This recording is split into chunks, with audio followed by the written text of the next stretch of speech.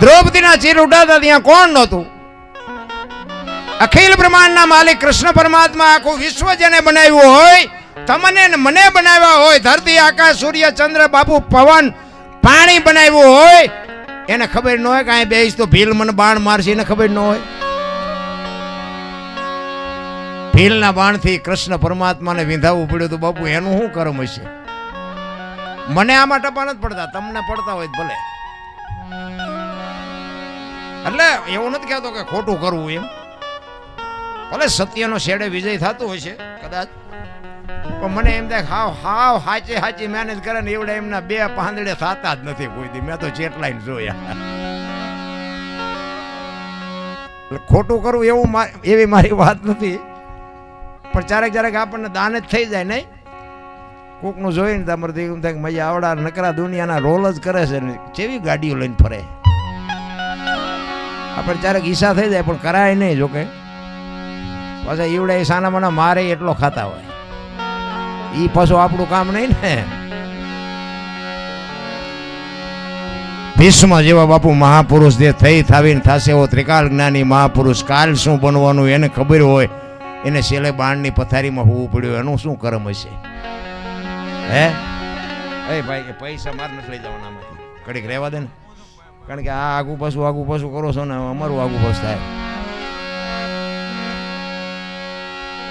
ભીષ્મ બાપુ અખિલ બ્રહ્માંડના માલિક કૃષ્ણ પરમાત્માની પ્રતિજ્ઞા તોડાવે એવો સમર્થ ને સિદ્ધ પુરુષ. અરે એની ક્યાં વાત કરો બાપુ, યમના દૂત જેને લેવા આવે અને યમના દૂતને એમ કે અત્યારે વિયોજા 6 મહિના પછી આવજે, પોતાના મૃત્યુને રોકી શકે એવો સિદ્ધ પુરુષ જેને કહેવાય, એને છેલ્લે બાણની પથારીમાં હોવું પડ્યું. શું એની કર્મની ગતિ છે? અરે ધર્મરાજા જેવા ધર્મરાજા પોતાના માટે, પોતાનો ભાગ, પોતાની ભૂમિ માટે, પોતાનો હક માંગવા માટે લડ્યા. કુરુક્ષેત્રના મેદાનમાં 18 દિવસનું યુદ્ધ થયું ને, એ હક માટે લડ્યા હતા. પણ છેલ્લે તમે જોવો તો ખરા બાપુ, ધર્મરાજા જેવા ધર્મરાજાને 5 ફૂટ જગ્યા ન મળે, હિમાલય હાડ ગાળવા જવું પડ્યું. તમે જોવો તો ખરા શું કર્મની ગતિ હોય. આ ભવની વાતો કરે, કર્મની વાતો, આમાં આપણને કઈ ટપા પડતા નથી. બાકી આપણું હાલ્યું જાય, મારો રામ હાકે છે બસ, અને હાકે જ બધાનું. મને ઘણા એમ કે તમારું હાલ્યું છે ને, પણ તમારું હાલ્યું છે ને તમારું ઊભું હોય તો હું થકો મારું, તમારું નથી હાલતું અને તમારું ઊભું રહે છે ને એટલે રામ બોલો ભાઈ રામ, કોઈ નહીં કે રોકાવ એમ. વગર ઓલે હાલ્યું જવાનું, 4 જણા વગર ઓલે ઉપાડવાના છે. કાંઈ છે નહીં રામ, 2-2.5 કિલો બાપુ માણા આવે ને, 2-2.5 કિલો જ હોય, અને આ મરી જાય ને શમશાનમાં લઈને હળગાવી નાખો ને પછી રખ્યા ભેળી કરીને જોખો એટલે 2-2.5 કિલો જ થાય. વચ્ચે ઠેકડા મારવાનું વચ્ચે છે, બહુ મારવાની કાંઈ જરૂર નથી રામ. સમય આવે ને પાછા વળી જાઓ બસ. મને તો એમ થાય કે આ કેવો સમય, વાહન મકાન રૂપિયા લોઢા હવામાં ઉડે, ભલા મને હિલોળા કરે એવું છે. છોકરા કાજુ બદામની ઓગેઠ કરે, બોલો આપણને પાર્લે નથી ચડ્યું, જીવે એવું નથી. આપણે છોકરા આટું આપણને ભગવાન આપ્યું એટલે આપણે છોકરા આટું એમ થાય હાલો કાજુ બદામ લઈ જઈએ, સારું ખાય તો છોકરા કંઈક સારા થાય. હું તો સુરનગર ગયો હોય ને લાવું છોકરા આટું ભાગ ભાઈ, એમ કહું હાલે બેટા લાવ્યો તારા આટું, તો નથી ખાવું. ખાને અમને પાર્લે નથી ચડ્યું. પણ અત્યારે કુરકુરિયાના જ બંધાણી થઈ ગયા છે, નકરા કુરકુરિયા જ ખાય છે. અને હવે એમાં પછી પડાવે, હવે એ માયુના કોઠામાં જ પછી કુરકુરિયા જેવા જ થાય ને, બીજું શું થાય? અરે હાસું ખાવાનું બાપુ વયું ગયું રામ. સમયની બાપુ સંસ્કૃતિની જે પથારી ફેરવી છે ને આપણે બધા ભેગા થઈને, ભણતર નહોતું તેથી શાંતિ હતી. લ્યો ન ભણાવે એવી મારી વાત નથી, ભણાવવા તો જોઈ સરસ 100% ભણાવવા જ પડે. પણ મને એમ થાય કે ભણાવ્યા ને બહુ ભણાવ્યા ને એમાં જ માવતરના આશ્રમ ખોલ્યા. બોલો આપણા ગઢા અંગોઠા જાપ હતા, પણ કોઈએ કીધું મારા મા બાપને મારા આશ્રમમાં મૂકવા જવું છે? હે રહેવા સારું ઘર નહોતું, ખાવા પૂરા દાણા નહોતા, તોય કોઈને મા બાપ બાપુ અઘરા ન પડ્યા. અત્યારે 3 માળના મકાન હોય તો બાપુ 1-5 ફૂટની જગ્યા મા બાપ માટે નથી, એટલે આપણને એમ થાય કે સારું શું કહેવાય, સંસ્કૃતિ ખતમ કરી નાખી ભલામણ. અને એવું બાપુ બધું પરિવર્તન આવ્યું છે ને, ચોખ્ખું ઘી બજારમાં નથી ખપતું. બોલો 2 કિલો ચોખ્ખું ઘી રાડ્યું પાડજો, ન ખપે. દારૂ બાવળી 2 લીટરના પીપડા ખપી જાય. બોલો તમારે ગમે એમ હોય, અહીંયા તો તમારે અમારે જુઓ ને તો. અને પાછા પેલો દૂધવાળો ઘરે દેવા આવે તો અહીંયા બેનું ડખડખાવતી હોય. મહિના સુધી બાઈકી, પછી એમ કે પાણી આવે છે, ઓછું આવે છે, વહેલા આવજો. ઓલો બિચારો હા હા કરે અને મહિના સુધી બાઈકી. અને ઓલા દારૂ લેવા જાય કે થોડુંક દે, કોઈ નથી પૂછતું પાણી છે કે નથી, શું છે કોઈ નહીં. અને કેશ પૈસા બોલો ઉધારે બુધારે નહીં. એ કે તું પીને ગાંડો હતા તારી પાસે પૈસા લેવા છે. રોકડા કેશ ધંધો હાલે બોલો. દૂધમાં ડકડકાવે છે, ઓલું ખોટે ખોટું હાલ્યું જાય. ભેંસું ઊભી ઊભી ખાતી હતી ને માણા બેઠા બેઠા ખાતા હતા. અત્યારે ભેંસું બેઠી બેઠી ખાય છે. માણા ડીસું લઈ નાખડે, એક ભજીયું નાખજે, એક ભાત નાખજે, આમાં થોડીક દાળ નાખજે. અરે જુઓ તો ખરા દી ઉઠાડ્યો એ. હે મને તો એમ થાય કે શું ભિખારી જેવી જિંદગી કરી નાખી બધા ભેગા થઈ. આપણા ગઢા થીગડા મારી મારીને થાકી રહ્યા. થીગડા વાળા કપડાં પહેરી પહેરીને બાપુ મરી ગયા. અત્યારે ભગવાને આપ્યું ને ત્યાં માણા ફાટલા પહેરવાનું ચાલુ કર્યું. બોલો ઓલા જીન્સમાં માથા વ્યા જાય એવડા એવડા પાકા. મને તો અમારે એવડા અમારા ટાબરિયા પહેરે ને તો મેં કીધું બેટા અમને ખબર નહોતી આવું ટાણું આવશે ને કે અમારા તો આવા જ પહેરતા હતા. ખબર હતી જો ખબર હોત તો હાઈસ્વીન રાખ્યો હતો અત્યારે એમ તારી હારી પહેરત. ફાટલા પાટલું હોય ને પાછા આપણે કેટલું લીધું કે 5000 એટલે ફાટલા ને 5000. જોવો તો ખરા ગાયો રોડમાંથી રખડે, કૂતરા બંગલામાં છે. હા સોપડા ફૂટપાથ ઉપર વેચાય છે ને જોડા શોરૂમમાં છે. તોય પાછા કહે છે મેરા ભારત મહાન. ખટારાને ઠાઠે લખ્યો ભારત મહાન નો થાય બાપા. દિવાલે લીખે થઈ જાય ભારત મહાન. ભારત મહાન કરવામાં તમારે મારે મહેનત કરવી પડે. તમે અને હું જ્યારે મહાન થાય ને તો ભારત મહાન. ભારત તો મહાન જ છે. આપણા ધંધા જાકુબીના છે. ભારત તો મહાન જ છે. ભારતમાં ચા કઈ ઘટે છે?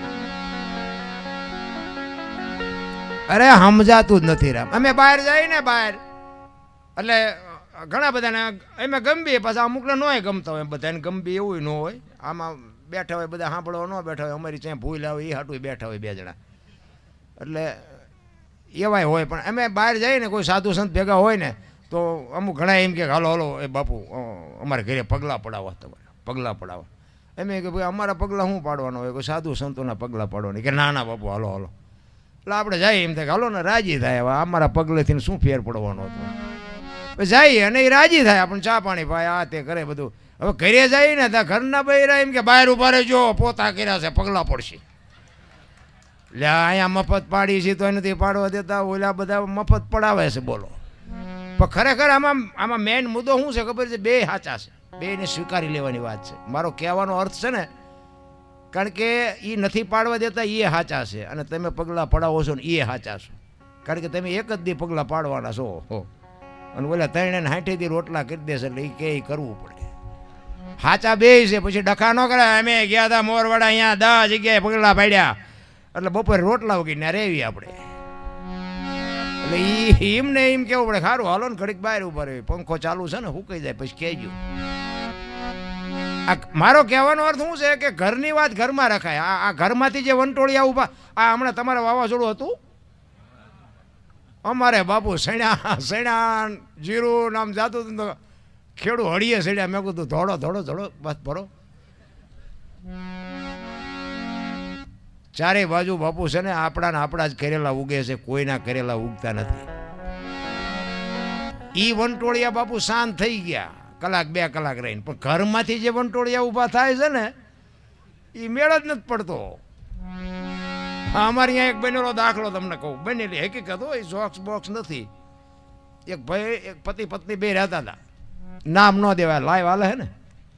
હા પાછું સવારે કોઈક ફોન કરે. બેન ને ભાઈ પતિ પત્ની બે રહેતા હતા. એટલે ભાઈ ખેતીનું કામ કરે ને બેન ઘરનું કામ કરે. એટલે બેન રસોઈ બનાવતા હતા ને એમાં એક પાપડનું પડીકું હતું. તે બેનને રોજ આડું આવતું હોય છે કે લેના શેકી નાખવો, રોજ મને નડે છે કે હું મારો ઘરવાળો બે ખાઈશું. એટલે બેને શાક ને રોટલી ને આ ને તે જે બનાવવાનું હતું બોલાવ્યું, પાપડ શેક્યા ને ઓલો આવ્યો. આપણને ધણીનો પટ્ટો મળ્યો છે ને એટલે આપણે થોડાક પાવરમાં તો હોય જ. આવ્યો ઘરે આવીને પછી જમવા બેઠો તો ઓલે બેને બધું રસોઈ બનાવી હતી, બધું આપ્યું, પાપડ મૂક્યા. હવે જો આ સાનો માનો ખાઈ લે તો કાંઈ વાંધો નહીં. એને વંટોળીઓ સડાયો બાપુ. એ કે આ પાપડ ભાંગી દે. એની વહુ કે તમને ભગવાન હાથ નથી આપ્યા? એ કે તું મારી વહુ છું, હું કહું એમ તારે કરવું પડે. એ કે હું તમારી વહુ છું એમાં મેં ક્યાં તમને ના પાડી? ભગવાને હાથ નથી આપ્યા. એ કે પાપડ ભાંગી દેવાનો છે કે નથી ભાંગી દેવાનો? તો આપણે બહેરાને તો આપણે ન ઓળખતા હોય તો મેળ હોય ભાંગી દે ને ન હોય ભાંગી દે.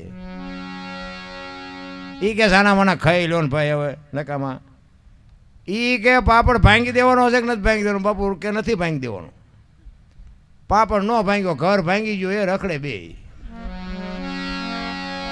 આ બનેલી હકીકત. ઓ પાપડમાં ઘર ભાંગી ગયું અને હવે કે સમાધાન કરાવો, હવે પાપડ ન ભાંગે તમારથી બૈરા રે. અરે હું ભલે બહેનોના હું કંઈ વખાણ કરું એવી વાત નથી, પણ બાપુ એક શક્તિનો અવતાર. હું તો બહેનોને ખાસ કહું, તમે ફેશનમાં માપ રાખજો. તમે ધારો તો આજે બાળીને ભસ્મ કરી દો એ તાકાત તમારામાં છે. તમે એક આ દુનિયાની બાપુ શક્તિ છો. પણ તમે જે ફેશનમાં જે બાપુ આ દેહના પ્રદર્શન કરો ને, એ તમને હાથ જોડીને કહું છું બધું તમે ધારો છો એવી દુનિયા નથી. આ હું તમને એક રામાયણનો દાખલો આપું કે સીતાજી એ કે લક્ષ્મણ રેખાને ઓળંગી ગયા ને હરણ થયું. તો તમે એમ માનો છો સીતાજીમાં શક્તિ નહોતી? રાવણ માથે બાપુ દ્રષ્ટિ કરે ને તો રાવણની રાખ આ દુનિયામાં ન પડે. એ માં ભગવતી હતી. પણ એ આજની દીકરીઓ માટે એને કેળો કર્યો જે લક્ષ્મણ રેખા ટપે ને એનું આ દુનિયામાં હરણ જ થાય. પછી બાપ હોય, દીકરી હોય, માં હોય કે ભાઈ હોય, જે લક્ષ્મણ રેખા ટપે એનું દુનિયામાં હરણ જ થાય. બાપુ રાવણ મરી ગયા, વેમમાં ન રહેતા ગામો ગામ છે. જે ટપી જાય પછી બાપ હોય ને બાપુ એની મર્યાદા મૂકી દે તો એ ગયો સમજી લેવાનો. દીકરો હોય તો દીકરો ગયો, વહુ હોય તો વહુ એ ગઈ. લક્ષ્મણ રેખા બાપુ બધાય હોય.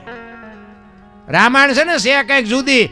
આ વંચાવે કઈ વળે નહીં. રામ વંચાવતા હોય તો વંચાવજો. આ કથા કરો છો મારી ના નથી, પણ મારો કહેવાનો અર્થ છે ને મારી વાતને કોઈ ઊંધો અર્થ ન કરતા. તમે એક રામ કથા વંચાવો. હવે રામકથા તો વાત તો એકની એક જ છે ને. અયોધ્યા નગરી ને દશરથ રાજા ને 4 દીકરા ને સીતાજીને રાવણ લઈ ગયો ને રામે રાવણને માર્યો ને સીતાજીને લઈને આવતા. વાત તો આવડી આજ છે. શું સાંભળ કરવી હોય?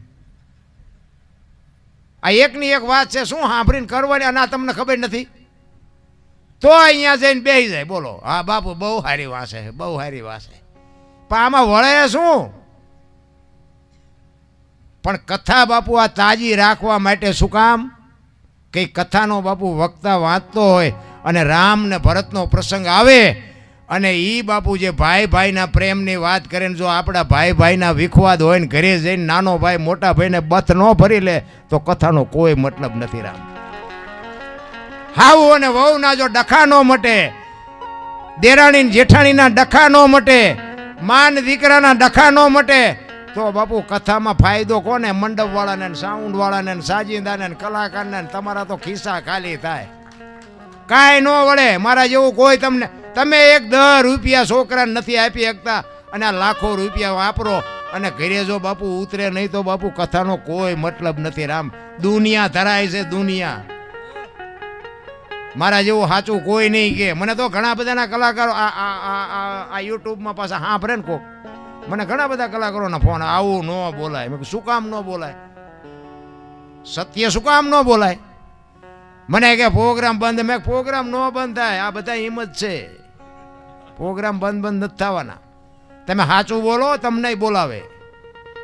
સત્યની કિંમત છે બાપુ. હોનાના ટુકડા ગમે એટલા થાય એની કિંમત ન ઘટે, ગેરંટી.